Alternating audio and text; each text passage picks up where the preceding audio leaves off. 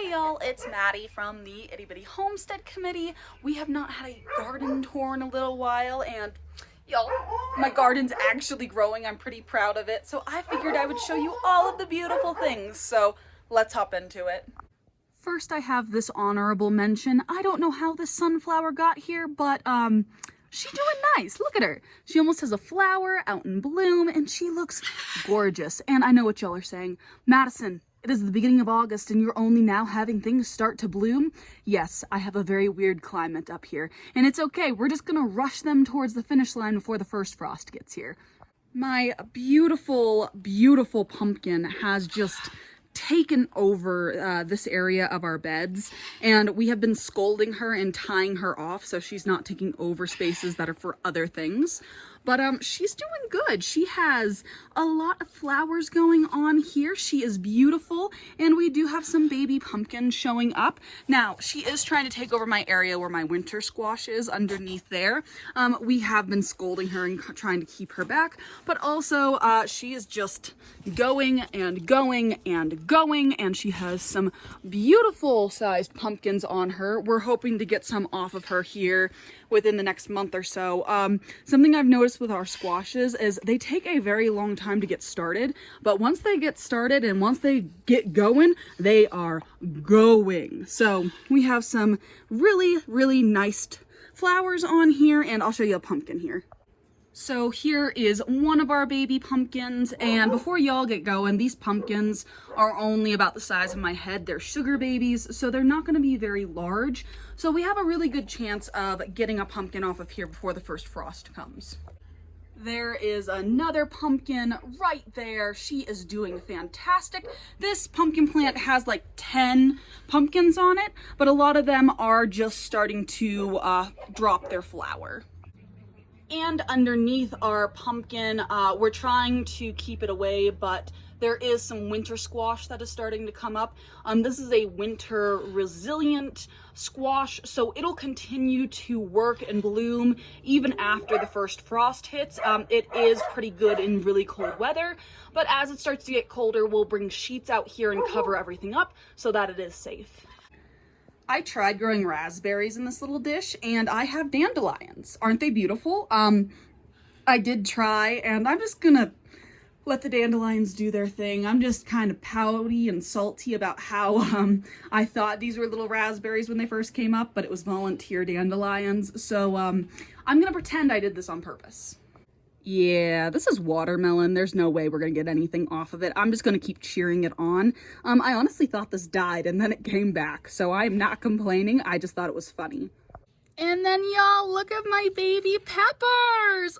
These are super spicy varieties. I planted this one just for Danny, and I'm finally getting some peppers off of it. I'm so excited. It's doing so well, and I have like 5 peppers on there, and there are more little baby peppers growing. I have been keeping a super close eye on the weather, and if need be, I will bring a giant sheet out here and just cover everything up, because we're still waiting on the panels to come in from either Lowe's or Home Depot so we can completely shield this in for winter. Because right now the front of it is completely open compared to like the sides and everything, which would keep the frost away, but I just need siding to come in. And for those of you who were here for last year's Strawberry Chronicles of me killing like 100 strawberry plants, y'all, look at this. We finally did it. Look at the baby strawberry! We have a strawberry on the homestead! Y'all, I'm so excited. We finally grew strawberries. Here's another little baby strawberry growing in. And this is also where, again, where I remind you that we have a very weird climate here. There's another little baby strawberry.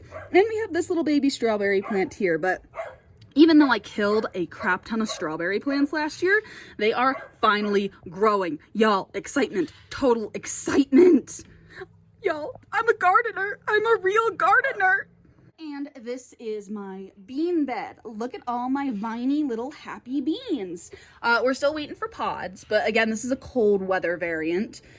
So it's supposed to do good even if a frost hits. I'm waiting for pea pods or bean pods. Some of these in here are supposed to be peas. Some of them are beans. I couldn't tell you which was which.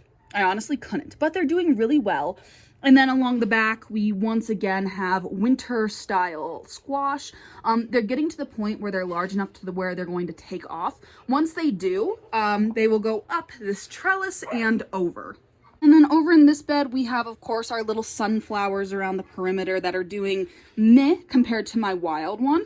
But I have a rosemary bush coming in. I have some, I don't even know what those are. That might be from my first round where nothing was growing, so I decided to replant everything.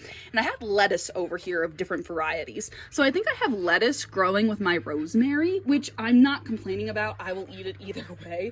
It just made me laugh because we ripped this entire bed out to plant more, and now they're starting to come up. So don't know what's going on, but y'all, look at my little parsley. My parsley is coming up. It is strong. It is doing well. I cannot wait to start dehydrating this and keeping it in our storage area. I am so excited we finally have stuff. And look at my happy little broccoli plant. My broccoli plant. My broccoli plant. My broccoli is growing. She is beautiful. And my sunflower here is trying to grow into the broccoli. No, you need to stay separated, little sunflower. That's for the broccoli. But yes, I have broccoli growing. It's doing great. And if you go behind the broccoli, look guys, tomatoes. This was the point last year where I was so excited about our tomatoes, and then we had a frost come in and kill them when these guys were just starting to turn red.